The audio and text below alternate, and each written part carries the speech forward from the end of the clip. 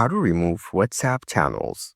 To get started, first of all, open up the WhatsApp application on your phone. You will then be brought to the chats page. On this page, go to the bottom left corner and tap on Updates. Here, you can add a status on WhatsApp. You can also view your friends' statuses. You can also explore the different channels on WhatsApp and view their messages. Go to the channel section and open a chat from here.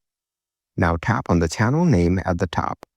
Here, you can view the channel information such as their followers, description, etc. If you want to remove this channel, then go down and tap on Unfollow Channel. Tap on Unfollow Channel again to confirm.